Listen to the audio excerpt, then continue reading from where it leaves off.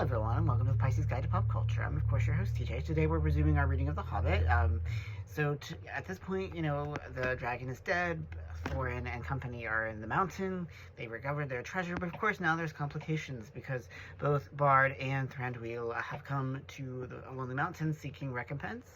And what happens is, an interesting conversation, a very, very elevated conversation to be sure, but also, a revealing one in that it shows, how all of these parties have their own investments in the dragon's treasure.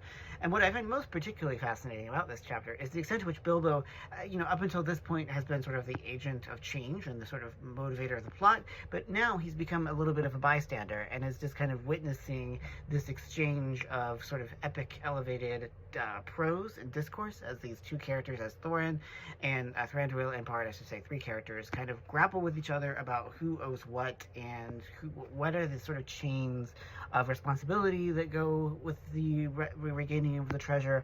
And it's just a whole really interesting chapter, just in terms of dialogue, and a further indication of just how remarkable of a craftsman Tolkien was when it came to crafting, well, pretty much everything. But dialogue here plays such a key role, given the extent to which it's partially because Bard is acting very cold and distant, and one might even say haughty, that Thorin is like, well, screw you, I'm not giving you anything.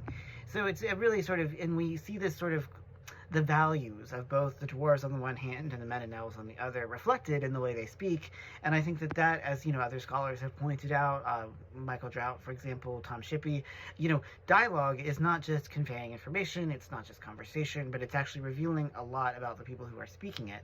And I think that one of the things that makes Tolkien such a sort of brilliant writer is his ability to show through speech entire, how do we want to call it, cultural mores, the entire sort of infrastructure of a given culture or society or race in this case. And I think that's just really fascinating and a very, testament to the intricacy and also the remarkable depth that Tolkien was able to create with his world. And I think that's just really amazing.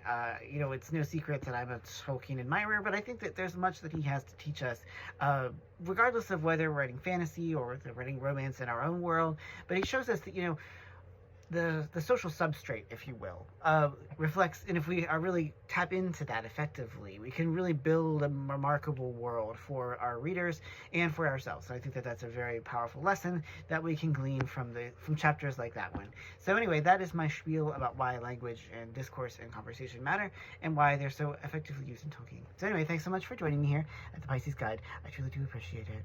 Take care, y'all.